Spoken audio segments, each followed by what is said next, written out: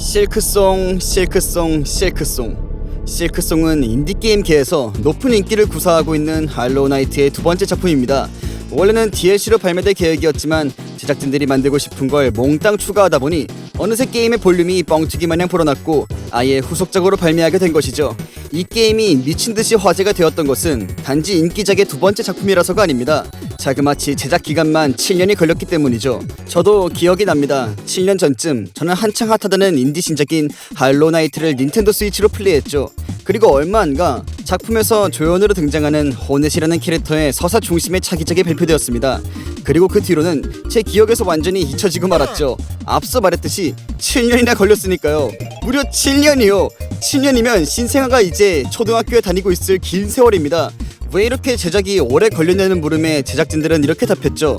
할로우나이트의 성공으로 경제적 자유가 생겼고 각종 압박에서 해소된 우리들은 만들고 싶은 걸 전부 만들다 보니 7년이나 걸렸습니다. 개발 기간 동안 아주 즐거운 시간을 보냈습니다 라고요. 그래요, 저도 경제적 자유를 얻게 된다면 행복한 환경 속에서 빈둥빈둥 게임을 만들 수 있을 것 같습니다. 아무튼 너무나도 팬들을 기다리게 한 탓에 이 게임의 존재는 마치 전설과도 같은 놈이 되었고 모두가 기약 없는 기다림으로 굶주려야만 했습니다. 그러다 9월 4일 드디어 발매가 되었죠. 실크송은 안 그래도 초기대작이었는데 7년 동안 신화 같은 존재가 되었기 때문인지 그 자체로 바이럴이 되었습니다. 9월 4일 저녁 11시 반 실크송의 발매와 동시에 플레이스테이션, 엑스박스, 닌텐도 스팀 각종 온라인 플랫폼의 서버를 폭파시키면서 화려한 데뷔를 하게 되었죠. 자, 그러면 지금부터 실크송을 낱낱이 해체해봅시다. 실크송 리뷰입니다.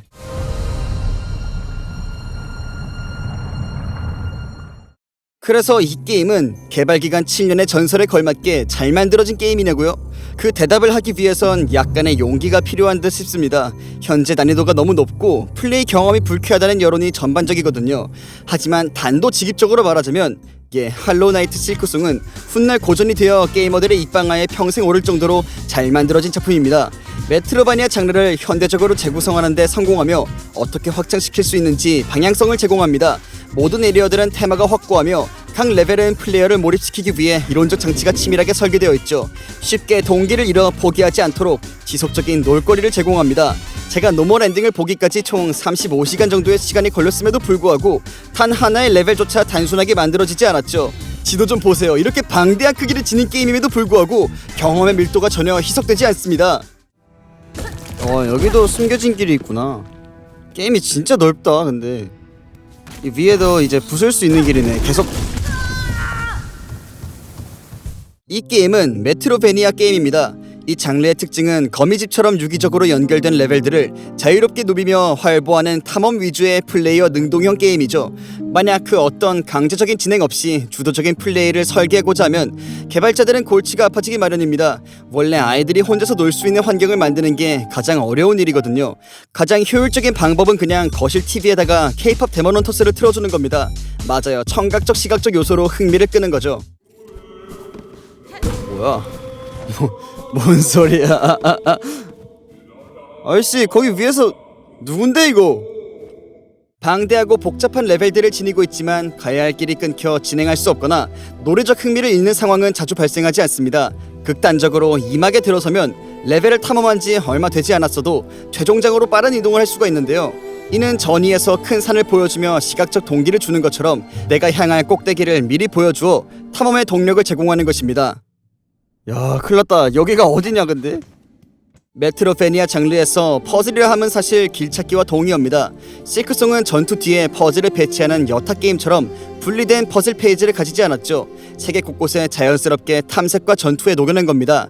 즉, 레벨 디자인 그 자체가 하나의 거대한 퍼즐판인 셈이죠. 적을 물리치고 지형을 공략하는 일련의 행동들 속에 퍼즐을 해결하는 열쇠를 숨겨두었죠. 실크송의 개발진인 팀 체리는 이런 디자인에는 아주 도가 텄어요.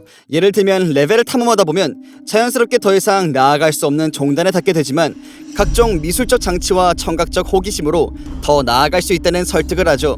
굳게 닫힌 문, 무섭게 끓는 용암 바다, 아무리 멀리 뛰어도 살짝 모자라서 닿을 수 없는 반대편, 어딘가에서 들리는 노래소리 등 이 게임의 모든 레벨들이 재방문할 가치가 있다고 플레이어에게 재차 설득합니다. 누구 여기 갇혀있다. 아저씨 나오세요. 처지를 받아들인다고? 알겠어? 나 간다. 그럼 잘 살아라잉. 머릿속에 새기거나 지도에 기록하며 플레이어는 꼭 다시 돌아오겠다는 되새김을 하죠. 이렇게 환경적으로 벽을 세워두는 디자인은 플레이어가 자율적으로 모험을 하게 되는 자율성, 즉 에이전시를 대폭 증가시킵니다. 강제력을 행사하며 넌 아직 저길 못 지나가 라고 말하는 것보단 나 스스로 기억하며 어떻게 지나가야 될지 궁리하며 자율적으로 선택하는 것이 바로 재미를 증가시키게 되는 법이거든요. 저 위에 있는 거 딱 봐도 더블 점프로 올라가는 건데 나중에 와야 되나봐요. 예를 들어 저는 게임을 시작한 지 얼마 되지 않아서 용암으로 뒤덮인 레벨을 발견했습니다. 초반이라 아직 체력이 낮기 때문에 위험을 감수하는 것보단 후위를 기약하는 것이 합리적이겠죠. 하지만 마침 같은 층의 대장장이가 용암 피해를 없애주는 도구를 제작해주는데 저는 여기서 자율적 선택으로 전 재산을 투자해 이 도구를 구매하고 레벨을 탐사했죠. 이때 저는 스스로의 선택으로 이 레벨을 클리어했다는 성취감을 느끼게 됩니다. 역시 나야. 게임을 더 플레이하다 보면 더욱 치명적이고 고난이도의 용암지대가 빈번히 등장하는데요. 저는 게임 초반에 미리 도구를 구매해뒀었기 때문에 더 큰 유능감을 느끼게 되죠. 비디오 게임에서 유능감을 느끼게 하는 디자인은 매우 중요합니다. 당연하게도 게임이란 결국 규칙을 수행하는 놀이에 불과할 뿐인데 그 규칙을 최대한 감추며 플레이어에게 스스로 해냈다는 감각을 선사하면 몰입의 첫 계단으로 들어설 수 있죠. 유비무환이라고 나는 용암 데미지가 없다고. 그러니까 됐다. 안돼! 안돼! 실크송은 횡단할 수 없는 길을 먼저 보여줍니다. 형체가 없는 자물쇠를 제시하는 셈이죠. 더 이상 나아갈 수 없다는 걸 직감한 플레이어는 곧바로 횡단할 수 있는 기술을 찾아야겠다 라는 생각을 떠올립니다. 일종의 열쇠를 찾아 나서게 되는 거죠. 와후! 바글바글한 적들과 무시무시한 플랫포밍 레벨을 해치운 뒤 비로소 횡단 기술이라는 열쇠를 보상으로 줍니다. 로프 액션, 벽타기, 더블 점프, 글라이딩, 질주 등의 열쇠는 다음 지역으로 나아갈 수 있는 동기를 능동적으로 부여하고 이런 기술을 얻은 직후 바로 응용할 수 있는 보스를 배치하여 숙련도를 높입니다. 자, 이제 글라이딩을 얻었기 때문에 위로 올라가서 저걸 때리면 잡는 거겠죠? 저것만 때리면 되는데, 자, 저걸 때려서 잡는 거죠! 네! 자물쇠를 보여주고 열쇠를 보상으로 제공하고 세계가 확장되면 다시 자물쇠를 보여주죠. 그리고 이러한 과정에서 플레이의 자율성이 제일 먼저 중요시되는 이 탐험 위주의 플레이 감각은 제가 최근에 느꼈던 것 중 가장 강렬했습니다. 새로운 도전을 마주하고 기술을 자연스럽게 숙련시키는 실크송의 교과서적인 놀이 디자인은 혁신적인 디자인을 들고 나온 것은 아니지만 단단한 재미가 있죠. 자, 이제 더블 점프를 먹고 왔기 때문에 이 가면 조각을 회수할 수 있게 됐죠. 플레이어에게 자율적으로 게임을 해체할 기회를 주는 것은 비단 플레이뿐만이 아닙니다. 이 게임의 서사 또한 훌륭한데요. 직접적인 텍스트로 전달하는 것이 아니라 배경 미술과 캐릭터들 간의 상호작용, 보스전과 디자인 그 자체로 해석할 여지를 주죠. 크게 감탄했던 지점은 2막의 초반부 디자인입니다. 그동안 습득했던 모든 횡단 기술과 전투 능력을 시험받는 1막을 지난 뒤 2막에 들어서서 저는 화려한 성체로 진입했어야 하지만 엘리베이터가 추락해 밑바닥으로 떨어지고 마는데요. 왜 이래? 고장났나봐. 빨리 안 움직여 임마. 큰일 난 것 같은데. 안돼! 이곳은 마치 왕국의 이중성을 제대로 보여주는 듯 더럽고 불쾌한 에리어입니다. 노동자들은 전부 피곤에 절어있고 박봉으로 일하는지 죽여봤자 푼돈만 줄 뿐이죠. 야, 돈을 3원밖에 안 준다고? 심지어 이 에리어의 중간 저장소는 돈을 요구하는데요. 놀랍게도 이게 일회용입니다. 돈을 계속 넣어야 돼요. 아씨, 15원 모으는 것도 힘들었다. 얘네 돈을 너무 안 줘. 뭔 소리야? 아, 일회용이라고? 진짜로? 이렇게 만들어진 이막 지하 작업장은 마치 바이오쇼크의 랩터 같은 느낌까지 듭니다. 매장적 서사를 적극적으로 활용해 디스토피아 세계를 간접적으로 전달하죠. 마치 이머시브 심 계열의 게임을 하는 기분까지 듭니다. 휴식처도 적고 플레이어를 찢어 죽이기 위해서만 설계된 환경 디자인에서 온갖 수모와 고통을 견딘 뒤 드디어 상층에 들어서게 되면 그 웅장함과 경건함으로 강렬한 대비를 경험합니다. 상층은 너무 풍요로워서 적들은 기존의 2~3배에 달하는 돈을 드랍하죠. 다크소울에서 함정으로 가득 찬 센의 고성을 지나 아노르 론도에 다다랐을 때의 대비처럼 환경만으로 서사를 전달하고 직접적인 보상이 아니더라도 성취감을 안겨줍니다. 근데 미술이 진짜 대단해요. 그래서 내가 여기 있는 것만으로도 기분이 되게 각 에리어들의 강력한 테마도 언급을 안 할 수가 없죠. 불쾌하던 아름답던 각 에리어들의 특징들은 환경적으로 내러티브를 시사하는 것뿐만이 아니고 플레이 경험과도 바로 매치됩니다. 스팀펑크풍이 특징인 톱니바퀴 핵이라는 에리어는 각종 기계 장치와 톱니들 사이에서 아슬아슬한 플랫포밍을 성공해내야 하고,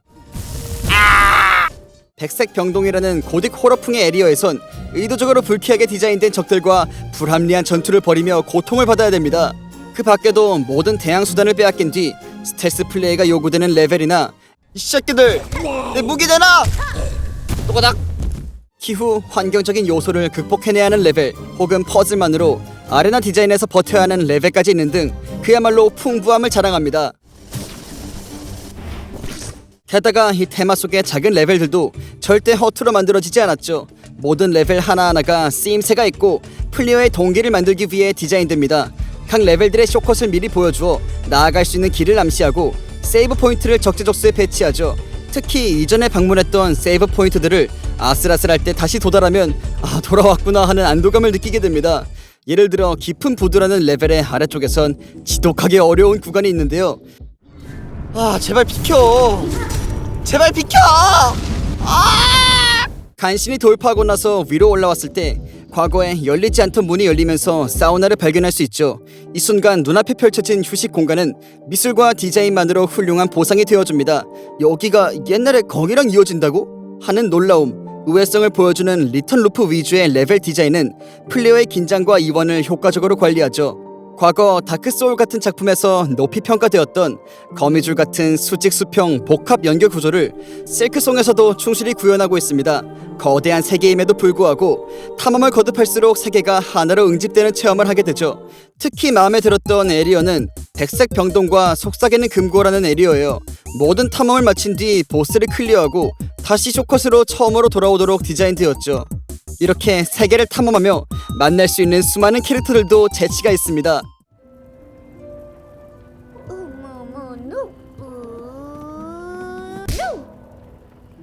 노래를 부르는 귀여운 NPC를 지속적으로 만나게 된다거나, 많이 모자란 친구인가봐요. 호넷의 목욕 장면을 들여다보는 변태 같은 벼룩도 만날 수가 있죠. 난 변태 새끼? 실수 같은 소리 하고 있네. 여러 번 만날 수 있는 지도상인 거는 점점 친밀감을 쌓게 됩니다. 정보를 교환하고 지도를 구매하며 다음 목적지를 추측할 수 있게 하는 허브 역할을 하는 이 상해는 장시간의 탐험 속 한숨을 돌리는 오아시스와도 같습니다. 뭐야? 와, 나랑 싸우는 거 도와주는 거야? 진짜 너무 든든하다 진짜로. 이번 작품에서는 반복적으로 수행할 수 있는 퀘스트 요소도 추가되었는데요. 마을 주민들의 부탁을 들어주며 마을을 발전시키고 도전적인 적과 선택적으로 상대해볼 수도 있습니다. 진짜 제발, 나 피 없어. 거의 다 잡았단 말이야, 제발. 특히 제일 도전적이었던 퀘스트라고 한다면 베이컨을 배달하는 것이었죠. 베이컨을 신선하게 배달해야 하기 때문에 시간 제한이 있는 데다 타격을 받으면 그 시간이 대폭 경감하기 때문에 굉장히 고난이도의 퀘스트였습니다. 한 대도 맞지 않고 긴 레벨들을 헤쳐나가며 플랫포밍까지 수행해야 하죠. 진땀 좀 뺐죠. 높은 데서 떨어졌다고 이거 시간 깎는 건 진짜 너무한 거 아니냐? 그래요, 플랫포밍. 이 게임은 플랫포밍 장르도 적극적으로 채택하고 있는 만큼 이번 작에선 여러분들의 능력을 냉혈하게 시험받게 됩니다. 내려찍기와 로프 액션, 질주 후 이어지는 슈퍼 점프와 벽타기 등을 마치 퍼즐을 푸는 것처럼 행해야 하는 플랫포밍 레벨들은 전작에 비해서 난이도가 상승했죠. 도전과 기술 사이에 플레이어를 밀어넣습니다. 진짜 엄지가 부러질 것 같아요, 진심으로. 훌륭한 전투 감각에 대해서도 이야기를 안 할 수가 없는데요. 호넷을 조작하는 일관되고 통제적인 감각은 플레이어의 몰입을 강화합니다. 전작에 비해서 캐릭터의 애니메이션이 부쩍 풍부해졌음을 느낄 수 있었는데요.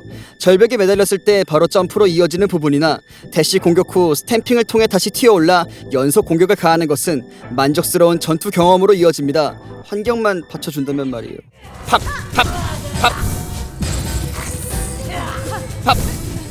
횡종 스크롤 게임이라는 장르적 특성을 이용해 만들어진 전투를 네 방향에서 어떻게 공격을 가해야 할지 지속해서 플레이어를 압박합니다.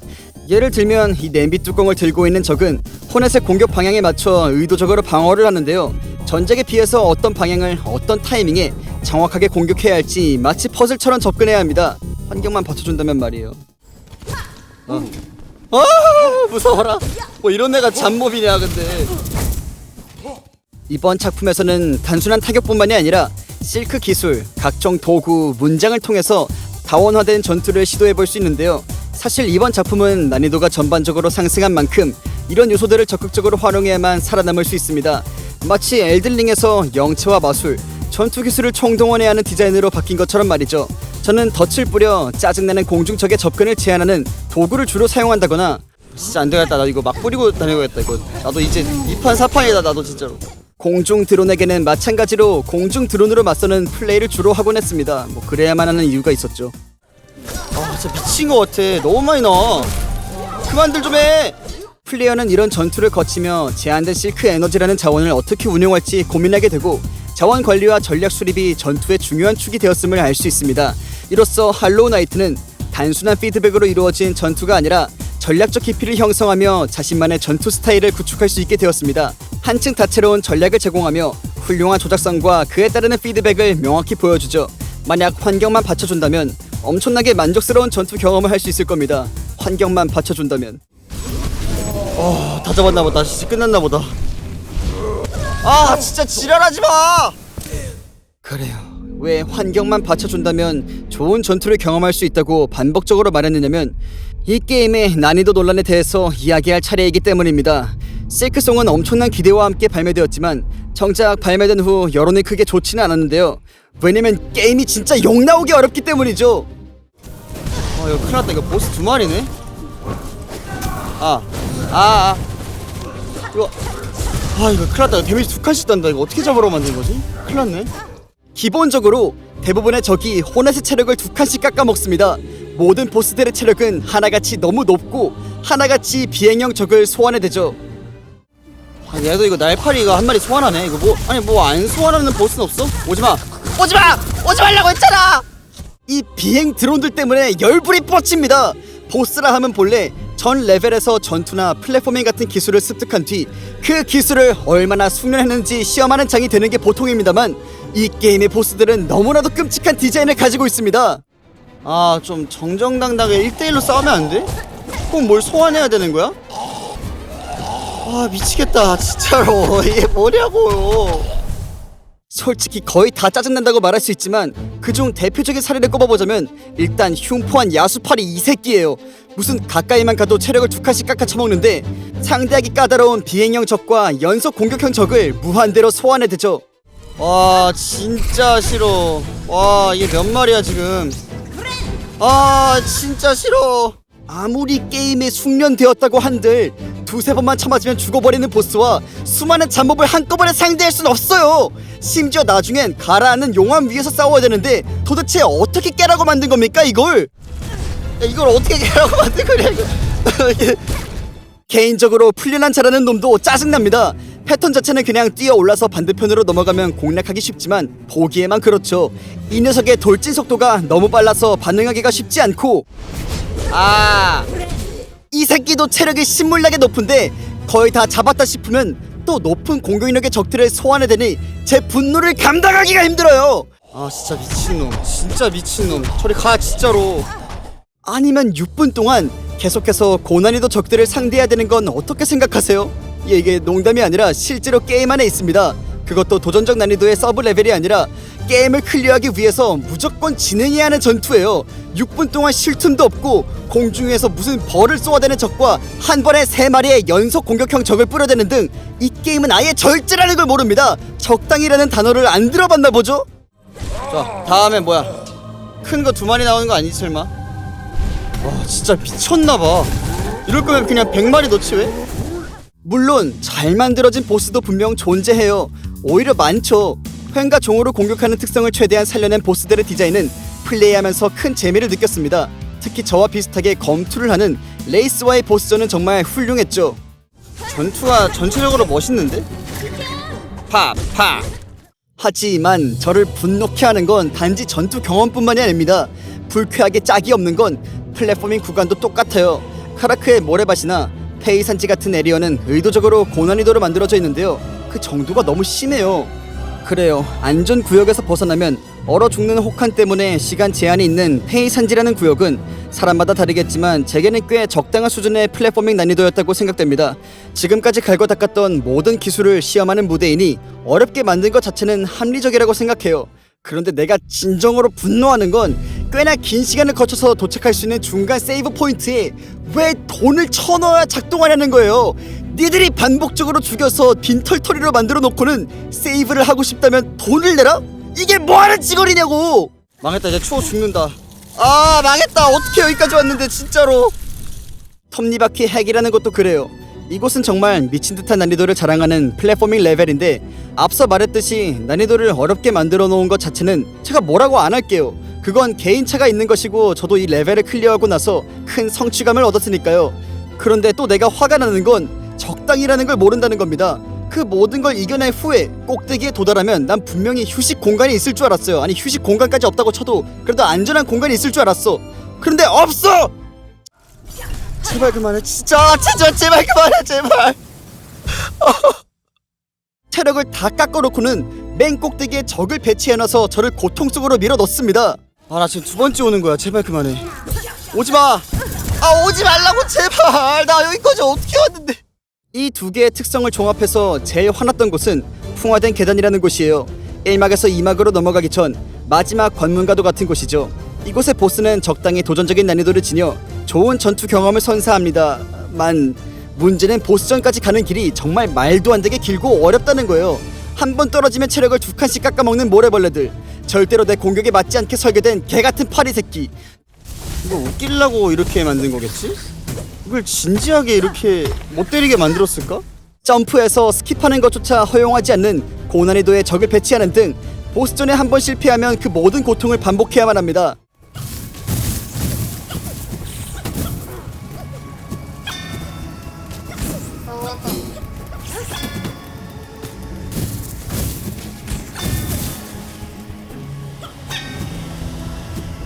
아이고 힘들다. 아니 근데 제일 황당한 건 이 마지막 심판이란 보스를 저는 꽤 어렵지 않게 잡았거든요. 그런데 이 새끼가 죽을 때 무슨 자살 테러를 하듯 폭발한단 말이죠. 저는 녹화를 하고 있었으니 클리어한 뒤에 잠시 다른 화면을 보고 있었는데 사망 연출에 휘말려서 죽고 말았습니다. 뭐야? 어? 그런데 보통 이렇게 너도 나도 죽는 경우에는 클리어 판정으로 해주지 않던가요? 심지어 사망 연출에 데미지가 있을 땐 이 게임은 다시 깨라고 합니다. 도대체 나한테 왜 이러는데? 진짜 팀체리 얘네들 제정신이 아닌가봐. 그래요, 이 게임은 꽤나 복합적인 게임입니다. 디자인 측면에서 봤을 때는 환상적이지만 정작 플레이 경험은 불쾌한 지점들이 분명히 존재해요. 비디오 게임을 제작할 때 가장 중요한 건 플레이어가 패드를 놓지 않게 몰입시키는 겁니다. 이 게임은 서사적, 미술적, 디자인적으로 플레이어를 몰입시키는 좋은 환경을 지니고 있음에도 불구하고 정작 불쾌한 경험으로 점수를 깎아먹죠. 기본적으로 모든 행동의 결과가 내 체력을 2칸씩 깎아먹는 것이라면 왜 시작할 때 체력을 5칸으로 해놓은 거예요? 그냥 3칸으로 해놔도 똑같은 거 아니에요? 기술과 숙련 사이에 점진적인 상승이 있을 때만이 게임은 재미라는 걸 유지할 수 있습니다. 하지만 이 게임은 난이도 곡선이 일정하게 상승하는 편이 아니에요. 그래 본다면 마치 가시밭길과도 같은 게임이라고나 할까요? 이런 곡선은 분명히 플레이어가 포기할 가능성이 높아집니다. 특히 이 게임에서 개선해야 하는 건 보상이 지나치게 빈약하다는 거예요. 간접적으로 성취감을 제공하는 것에는 한계가 있습니다. 빛의 대비 같은 걸로 사람을 기분 좋게 하는 건 절대적이지가 않다는 거예요. 결국엔 플레이어에게 성장하고 있다는 감각을 선사해야 됩니다. 와 진짜? 여기까지 오는데 얼마나 오래 걸리는지 알아요? 그냥 잡템 주고 끝이라고? 그런데 이 게임은 고난이도의 플랫포밍 구간을 클리어하거나 고난이도의 보스를 클리어한다고 한들 아무것도 얻지 못하는 경우가 대부분이에요. 벼룩이라는 벌레를 모아주는 서브 퀘스트의 보상이거나 푼돈이나 쥐어주고 끝내는 게 거의 다였죠. 플레이어가 어려운 도전을 마주했을 때 분명 어느 정도 바라는 보상이라는 게 있을 텐데 그 보상 심리에 만족시켜주질 못합니다. 자, 저 아이템 아까 발견하고 다시 올라갔다가 내려오는 거거든요. 이게 도대체 뭘까? 되게 귀한 거겠지? 그냥 돈이네. 아까 마지막 심판이라는 보스 이야기를 했었죠. 이 어려운 도전을 헤쳐나간 뒤에 이 게임은 뭘 하는지 아십니까? 곧장 지하 작업장이라는 불쾌한 레벨로 플레이어를 추락시킵니다. 앞서 말했듯 이곳은 휴식하려면 돈까지 내야 되고 쉬지 않고 꽤 긴 플랫포밍 레벨을 지나가야만 비로소 안전한 공간에 도달할 수 있어요. 내가 보스를 클리어했을 때 기대하는 건 최대 체력을 높여주는 아이템이거나 캐릭터를 강화시켜주는 도구 같은 것이겠죠. 그런데 방금 그렇게 강한 보스를 상대하게 해놓고 바로 플레이어를 지하 공간에 고립시키는 건 긴장과 이완을 완벽하게 실패한 거죠. 게다가 푼돈이나 쥐어주는 보상체계도 뭐 돈을 다 주면 말이나 하네요. 이 게임의 제화인 묵주는 동글동글한 구슬 같은 모양새라 여기저기 다 굴러다닙니다. 심지어 가시 위로 떨어지면 그대로 증발해버려요. 정말 대단한 게임이에요. 제가 지금 지속적으로 주장하는 내용은 불합리하다는 겁니다. 너무나도 불합리해요. 왜? 이럴 거면 그냥 고난이도 지역에 단 하나 있는 세이브 포인트까지 함정으로 만들어 놓지. 아, 있구나 참. 어? 와! 이거 진심이야? 이걸 함정으로 한다고? 와, 나 여기서 죽었으면 진짜 엉엉 울었음. 자, 결론적으로 말하자면 할로우 나이트 실크송은 너무나 방대해진 게임입니다. 제가 예전에 엘든링을 리뷰했을 때 느꼈던 감각과 비슷한데요. 너무 방대하다 보니 일관된 완성도를 지니지 못했다는 인상이 큽니다. 플레이어의 자율성, 주체성을 강조한 훌륭한 디자인을 지니고 있다 보니 그 아쉬움이 배가 됩니다. 하지만 그렇다고 해서 그냥 아쉽기만 한 게임이냐고 하면 그건 또 아니죠. 이 게임이 분명 성취해낸 부분은 확실하거든요. 전작이 그저 메트로베니아 장르와 소울라이크를 융합하며 장르적 규칙을 철저히 따랐다면 이 게임은 단순한 속편을 만드는 게 아니라 장르의 확장성을 제시합니다. 게임의 스케일이 커도 너무 크죠. 그렇기 때문에 가치가 있는 게임이에요. 실크송은 단순히 게임의 양만 늘린 것이 아니라 2D 플랫포밍이란 장르 속에서 어떤 디자인을 더욱 강화할 수 있고 다원화시킬 수 있는지 끊임없이 강구했죠. 사막을 지나고 설원을 지나고 용암지대를 지나고 늪을 지나오며 각 테마만의 고유한 플레이 기믹과 규칙을 선사하는 실크송은 플레이어 경험 중심 설계의 중요성을 다시 한번 일깨워주는 사례가 되었습니다. 광활하지만 밀도가 높은 맵, 수동적 지시가 없어도 유지되는 동기부여, 플레이어 스스로 게임의 리듬을 만들어갈 수 있도록 돕는 자유도 등은 고전적 게임 디자인의 가치를 현대로 복각합니다. 각 보스들은 소프트 게이트, 그러니까 충분히 성장하지 못한 플레이어를 막아서는 역할에 충실하기 때문에 레벨을 더 탐험하도록 돕습니다. 모든 보스들에게는 알맞는 파괴법이나 성장 방법이 있죠. 예를 들면 저는 6분짜리 전투 아레나를 마주했을 때 절망에 빠졌지만 체력 가면을 더 모으거나 공격력을 상승시킬 수 있는 퀘스트를 충실히 이행했습니다. 그 뒤에는 그렇게 어렵지 않더군요. 차분하고 천천히 공략했을 때 비로소 이 게임의 진가를 볼 수 있는 셈이죠. 정작 플레이했을 땐 화만 났지만 게임을 끝낸 뒤 회고해보면 마음속에 강렬한 장면들이 셀 수 없이 떠오릅니다. 아름다운 숲의 경치, 제 엄지손가락에 염좌를 안겨준 보스전의 마지막 일격, 잔혹한 플랫포머 구간을 이겨낸 뒤 꼭대기에 올랐을 때의 성취감까지 비디오 게임의 서사는 게임이 끝난 뒤 회고하며 제절이 됩니다. 아무리 고통스러웠어도 돌아보면 좋은 추억만 남은 셈이죠. 저의 경우도 당연히 그러했고요. 메트로베니아 장르를 사랑하는 플레이어라면 실크송에서 빠져나오기 힘든 몰입을 경험하게 될 겁니다.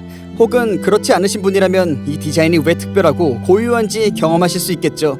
물론 가혹한 난이도와 의도적으로 불쾌한 설계가 취향을 탈 수 있어요. 어떤 사람들은 이 게임을 깊이 사랑하겠지만 어떤 사람들에겐 아니겠죠. 세상 모든 현상들이 그러한 것처럼요. 하지만 저는 팀 체리가 선보인 열정과 장인 정신이 구석구석 배어있는 이 게임을 사랑합니다. 단순한 게임으로서가 아니라 현대 인디게임의 저력과 미래를 상징하는 하나의 이정표가 되어주겠죠. 10년이 지난 뒤에도 이름이 언급될 수 있는 대작 중에 하나가 될 겁니다. 지금까지 둔고행이었습니다. 시청해주셔서 감사하고 구독과 좋아요 버튼 그리고 알람 설정까지 부탁드립니다. 그럼 다음 영상으로 빠르게 뵙겠습니다.